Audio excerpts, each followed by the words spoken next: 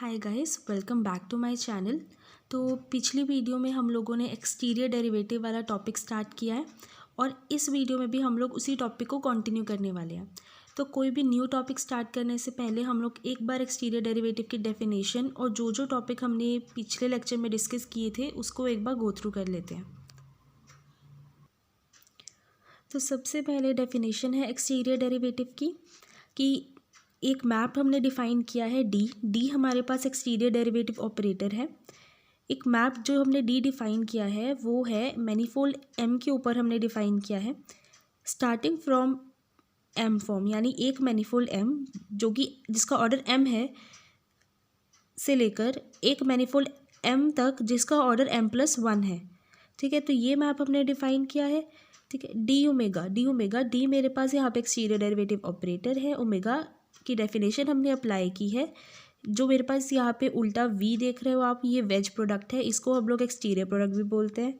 ठीक है, हमने जब इनके ऊपर आपस में मल्टीप्लिकेशन की है तो हमारे पास एक्सटीरियर डेरिवेटिव की जो डेफिनेशन बनती है वो लोकल कोऑर्डिनेट्स की फॉर्म में डिफाइन की हुई है, जहाँ पे मेरे पास जो डी ओमेगा I1 से लेकर IM तक एक डिफरेंशियल है किसके ऊपर अप्लाई किया गया है, फंक्शंस के ऊपर। और फंक्शंस कौन कौन से मेरे पास WI1 से लेकर IM तक।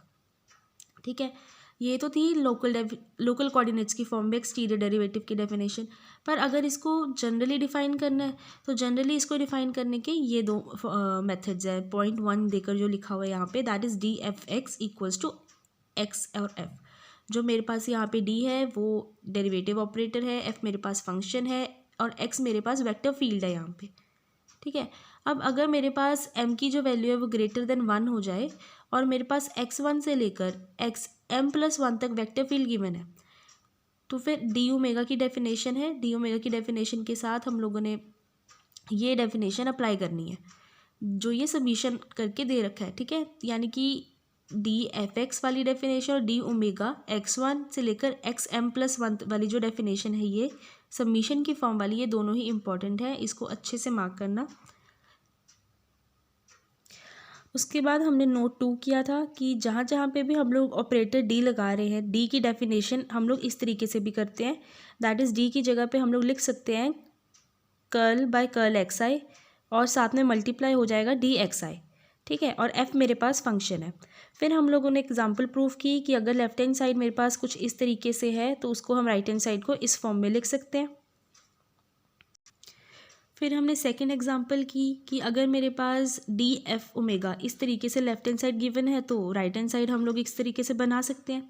इन दोनों एग्जांपल्स का प्रूफ पिछली वीडियो में है, तो प्लीज़ आप इस वीडियो को देखने से पहले एक बार पिछली वीडियो को प्लीज़ देख कर आएँ। आपको कंसेप्ट्स की कि हमने किस तरीके से अप्लाई की है हर चीज़, ये आपको पिछली वीडियो में बहुत ईजिली समझ में आ जाएगा। यहाँ पे तो मैं सिर्फ रिज़ल्ट बता रही हूँ आपको। फिर हमने एक इम्पॉर्टेंट थ्योरम की थी जो कि एक्सटीरियर डेरिवेटिव ऑपरेटर यानी कि डी पे बेस्ड थी, जिसमें हमने ये 3 पार्ट प्रूफ करके दिए।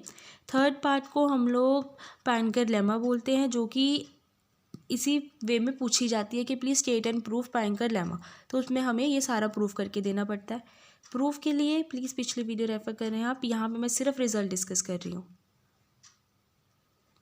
और आपको मेरी हर वीडियो का लिंक नीचे डिस्क्रिप्शन बॉक्स में मिल जाएगा, तो आप लोग पिछले वीडियोस प्लीज़ एक बार रेफ़र करें। तो अब पिछली थ्योरम जो हमने प्रूफ की थी उसका जो फर्स्ट पार्ट था ये वाला, ठीक है, ये हमने प्रूफ किया था with the help of local coordinates वाली डेफिनेशन। ठीक है, अब जो हमारे पास थ्योरम है उसमें हमें सेम पार्ट प्रूफ करके देना है पर जनरल डेफिनेशन के साथ। तो इसकी स्टेटमेंट है, proof by the definition of exterior derivative that left hand side equals to right hand side. ठीक है, इससे पिछले थ्योरम में तो हमने लोकल कोऑर्डिनेट्स वाली डेफिनेशन अप्लाई की थी, पर अब हमें जो डेफिनेशन अप्लाई करनी है वो दूसरी वाली है, जिसमें मैंने आपको बोला कि सबमिशन वाला यूज़ होगा। ठीक है, तो इसके लिए अब सॉल्यूशन कि अल्फ़ा बीटा मेरे पास कोई 2 पी फॉर्म है, तो अब डेफिनेशन अप्लाई करते हैं। डेफिनेशन के अकॉर्डिंग क्या था वहाँ पे कि डी ओमेगा x1 से लेके xp+1 तक। ठीक है, अब यहाँ पे ओमेगा की जगह पे आ जाएगा अल्फ़ा प्लस बीटा। क्यों? क्योंकि हमें लेफ्ट हैंड साइड में यही चाहिए, तो ये चीज़ हमने यहाँ पे बनाई। अकॉर्डिंग टू डेफिनेशन बाकी की सारी चीज़ें ऐसी हैं, बस उस डेफिनेशन में जहाँ जहाँ ओमेगा था वहाँ पे हमने अल्फ़ा प्लस बीटा सब्सटीट्यूट किया, अभी और कुछ नहीं किया। सारी डेफिनेशन बिल्कुल सेम है, समीशन वाला फॉर्मूला, ठीक है। और जो चीज़ मैंने यहाँ पे कट कर रखी है ब्रैकेट के बाहर, यहाँ पे कुछ भी नहीं है, ठीक है। नेक्स्ट, अब ब्रैकेट ओपन कर लो, लाइक पहले अल्फ़ा के साथ मल्टीप्लाई हो गया, फिर बीटा के साथ हो गया, सिमिलरली नीचे भी अल्फ़ा के साथ हो गया और बीटा के साथ हो गया। अब अल्फ़ा वाली दोनों टर्म्स को एक साथ कर लो, यहाँ पे बीटा वाली दोनों टर्म्स को एक साथ कर लो। इसमें से अल्फ़ा बाहर कॉमन निकल रहा है, यहाँ से बीटा बाहर कॉमन निकल रहा है, तो एट दी एंड जो ब्रैकेट में बचेगा वो यही समीशन वाली डेफिनेशन आएगी in terms of alpha and beta. तो उसको डायरेक्टली यहाँ पे D alpha plus D beta substitute कर दिया। ये वैल्यू बाहर कॉमन आ रही थी तो कॉमन आ गई, तो लेफ्ट हैंड साइड से राइट हैंड साइड बनानी थी और यही चीज़ प्रूफ करनी थी, प्रूफ हो गई। अब जो नेक्स्ट थ्योरम हम लोग डिस्कस करने वाले हैं वो एक इम्पॉर्टेंट थ्योरम है, तो इसको मार्क कर लेना प्लीज़। और इसमें हमें प्रूव करना है कि there exist a unique operator d satisfying the following properties, यानी कि हमारे पास जो एक्सटीरियर डेरिवेटिव हम लोग डी यूज़ कर रहे हैं वो एक यूनिक ऑपरेटर है और वो ये 4 प्रॉपर्टीज़ को सेटिस्फाई करता है, ठीक है। तो सबसे पहले पार्ट में क्या डिस्कस करना है हमें कि एफ़ अगर मेरे पास कोई सी इन्फिनिटी मैनीफोल्ड है, कोई फंक्शन है, डी एफ़ मेरे पास क्या है, एक वन फॉर्म है, तो ये प्रॉपर्टी को सेटिस्फाई करेगा। ये हम लोग एज इट इज़ डेफिनेशन में भी देख के आए हैं कि d f x equals to x f, ठीक है। तो अब हमें ये प्रूव करके देनी है कि हाँ जो मेरा डी है वो इस प्रॉपर्टी को सेटिस्फाई करता है। तो सबसे पहले इसका प्रूफ है, तो प्रूफ के लिए सबसे पहले हमें यूनिकनेस पार्ट प्रूफ करके देना कि हम लोग सपोज करके चलते हैं कि जो मेरा ऑपरेटर डी है वो मेरी ऊपर दी हुई चारों प्रॉपर्टीज़ को सेटिस्फाई करता है। तो लोकल कोऑर्डिनेट्स में जो ओमेगा है उसकी डेफिनेशन ये होती है, ये हम लोग बहुत बार यूज़ कर चुके हैं, ठीक है। लोकल कोऑर्डिनेट्स में ओमेगा की डेफिनेशन ये है। और पीछे हमने एक एग्ज़ाम्पल की थी जिसमें हमने ये रिज़ल्ट भी प्रूफ किया था कि अगर मेरे पास लेफ़्ट हैंड साइड ये है तो राइट हैंड साइड हम लोग इस तरीके से लिख सकते हैं। सी, यही वो डेफिनेशन है। इस एग्ज़ाम्पल में हमने सॉल्यूशन के साथ इस चीज़ को पूरा प्रूफ किया है, पर जो थ्योरम अभी मैं करवा रही हूँ आपको उसमें हमने बस इसका ये रिज़ल्ट ही यूज़ किया डायरेक्ट।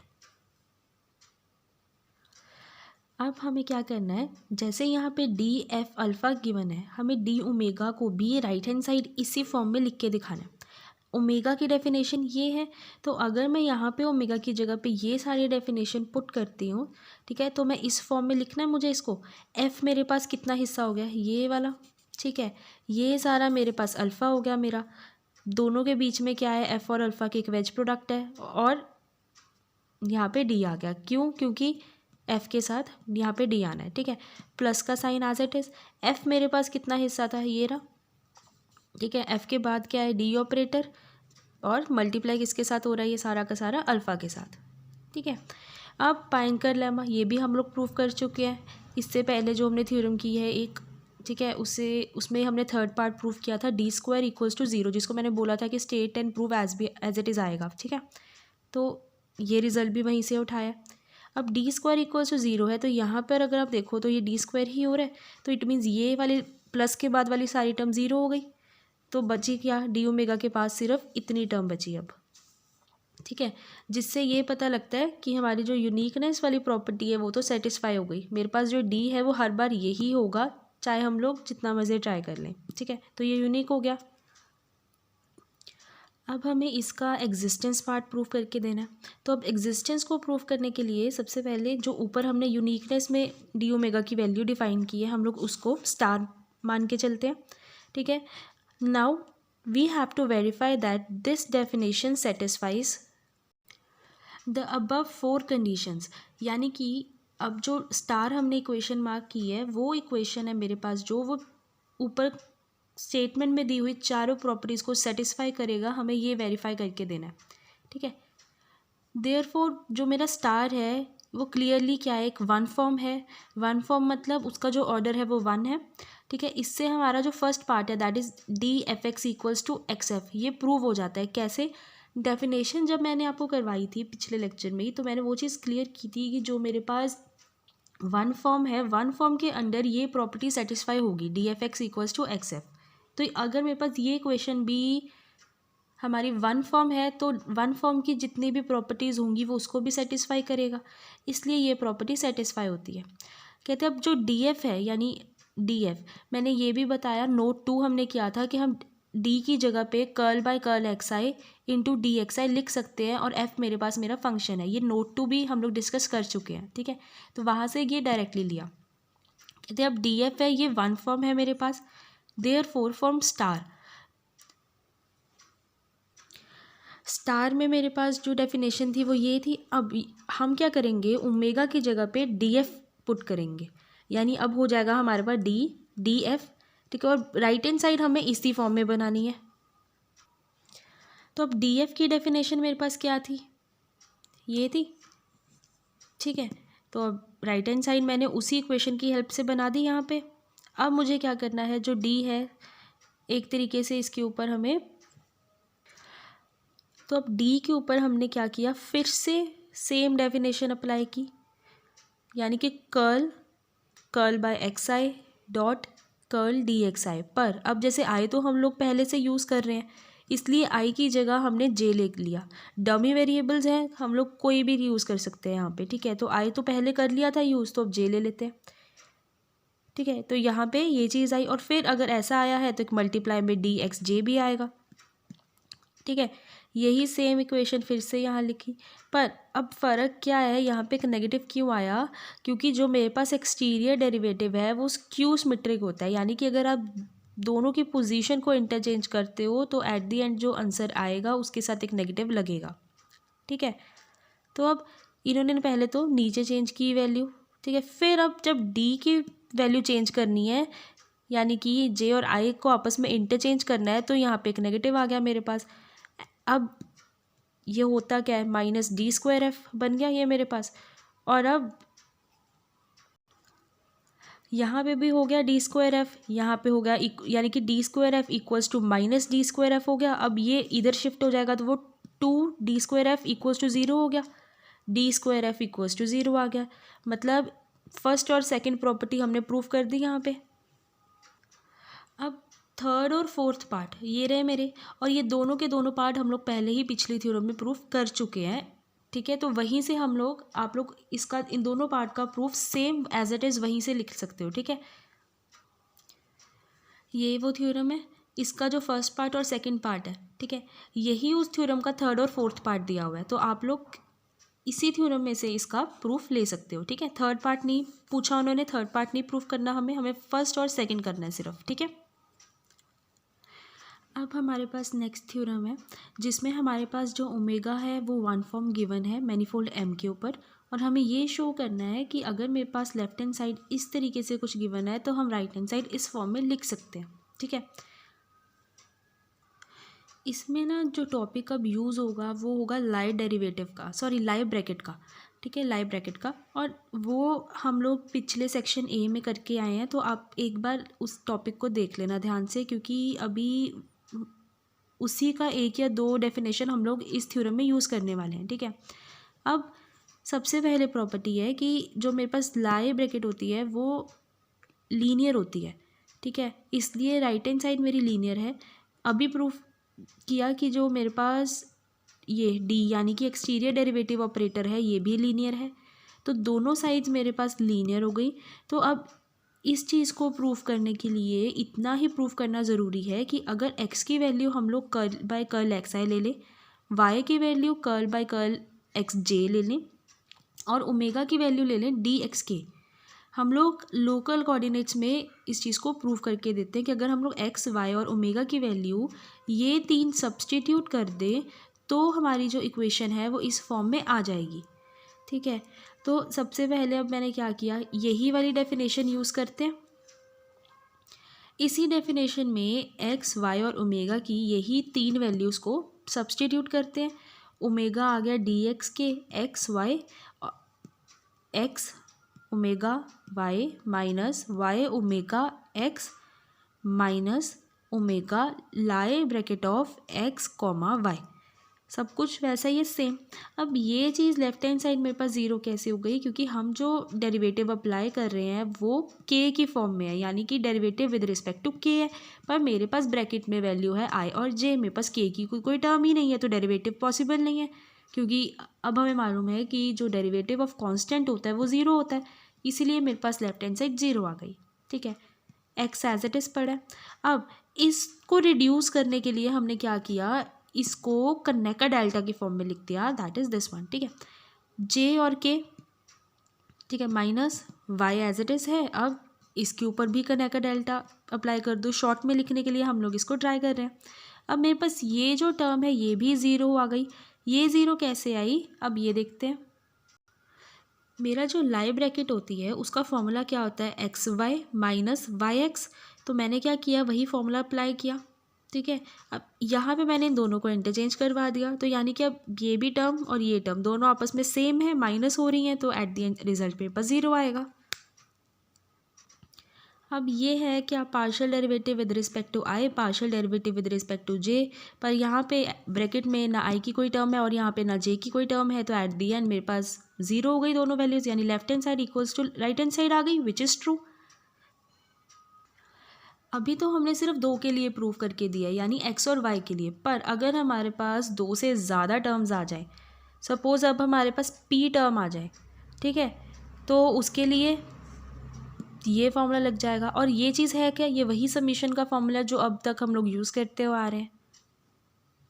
तो मतलब हमने शो करना था कि लेफ़्ट हैंड साइड अगर इस तरीके से है तो राइट हैंड साइड हम लोग इस फॉर्म में लिख सकते हैं, यानी ये दोनों चीज़ें आपस में इक्वल होने वाली हैं। हमने यही चीज़ प्रूव करके दी, लेकिन सिर्फ एक्स और वाई, यानी कि दो वेक्टर फील्ड के लिए।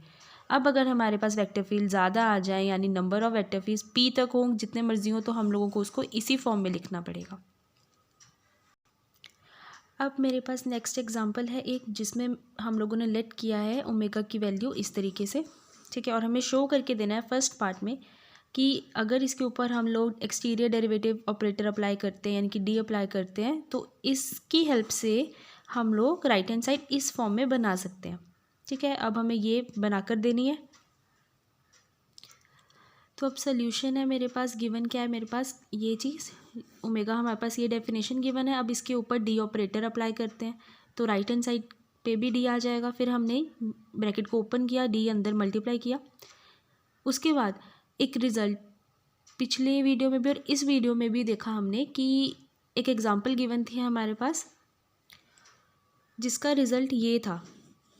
ये अभी पिछली थ्योरम में भी हमने as it is result apply किया, और इस थ्योरम में भी हम यही वाला रिज़ल्ट अप्लाई करने वाले हैं। ठीक है, उस रिज़ल्ट को अप्लाई करने के बाद तीनों ब्रैकेट पे हमने वो रिज़ल्ट अप्लाई किया और मेरे पास ये इक्वेशन आई। ठीक है, अब d square equals to zero होता है, ये पॉइंकर लेमा से हम लोगों ने देखा, तो तीन वैल्यूज़ तो ये ज़ीरो हो गई, बची पीछे ये तीन।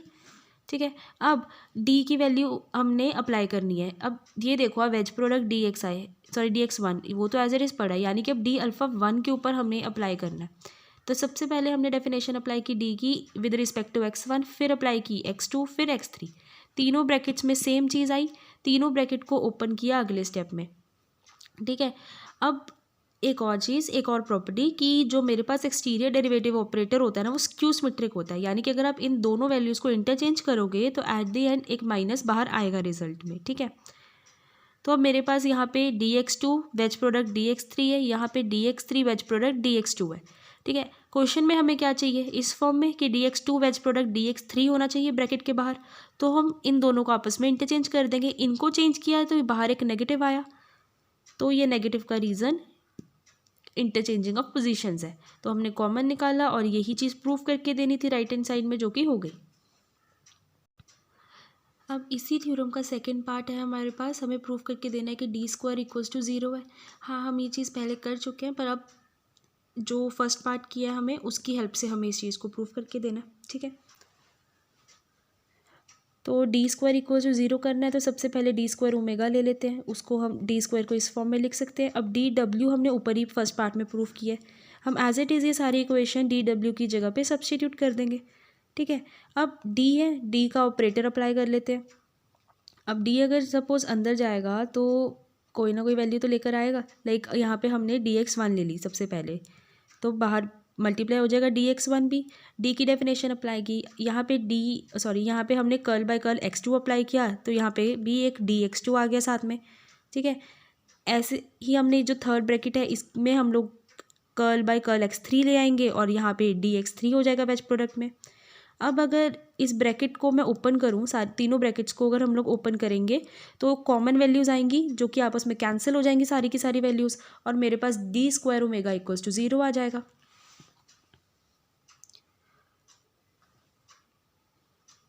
ठीक है, ये था वो पोर्शन मिसिंग जो अभी मैंने नहीं दिखाया था, ठीक है। तो यही प्रूफ करके देना था कि डी स्क्वायर इक्वल्स टू 0 होता है, ये कर दिया हमने प्रूफ। सिमिलरली एक और एग्जांपल है हमारे पास जिसमें ओमेगा की वैल्यू हमारे पास ये हमने ली है और प्रूफ करके देना है कि डी ओमेगा इस फॉर्म में भी लिखा जा सकता है, ठीक है। तो इसका सोल्यूशन कि ओमेगा, अब मेरे पास ये चीज़ हमने लेट की, इसके ऊपर अब हम डी ऑपरेटर अप्लाई करेंगे।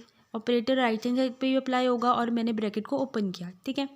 उसके बाद सिमिलरली पिछली एग्जांपल में जैसे किया, सबसे पहले डी का डेफिनेशन अप्लाई की x1 की फॉर्म में, x2 की फॉर्म में और x3 की फॉर्म में, तीनों पे अप्लाई होगी, तीनों ब्रैकेट्स पे, ठीक है।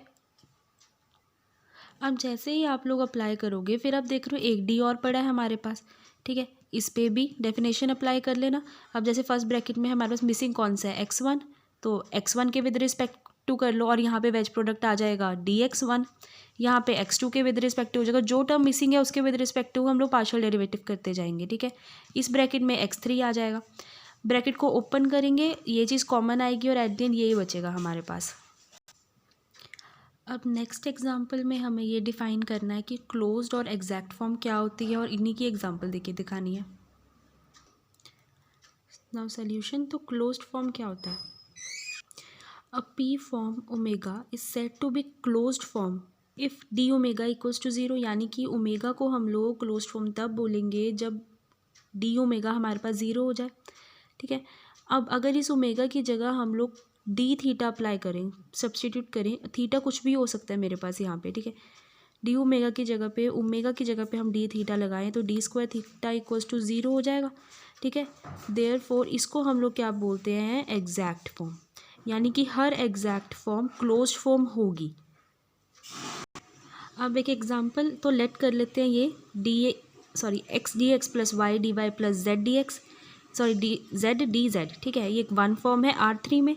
तो अब सबसे पहले हमने इसके ऊपर डेरिवेटिव ऑपरेटर अप्लाई किया, अभी जो पिछले दो एग्जांपल्स में जैसे किया, एक्स का करो सबसे पहले एक्स के विद रिस्पेक्ट टू, फिर वाई, फिर जेड, ठीक है, wedge product d x as it is. इसी तरीके से बाकी दो के ऊपर भी अप्लाई करना है सेम चीज़, ठीक है। अब देखो, अगर ब्रैकेट को ओपन करो आप तो ये प्रोडक्ट बन रहा है d x wedge product d x, d y wedge product d x and d z wedge product d x. Similarly इन दोनों ब्रैकेट्स पे भी अब हमें मालूम है कि डी स्क्वायर इक्वल्स टू 0 होता है, यानी सेम ऑपरेटर का दो बार प्रोडक्ट 0 आएगा, तो सारी की सारी वैल्यूज़ मेरी 0 हो जाएंगी और एट द एंड मेरे पास आंसर आ जाएगा 0, जिससे ये पता चलता है कि डी ओमेगा क्या है मेरे पास 0। और ये क्लोज सेट की डेफिनेशन, क्लोज्ड फॉर्म की डेफिनेशन में यही था कि डी ओमेगा को 0 प्रूफ करना है, प्रूफ कर दिया इसमें।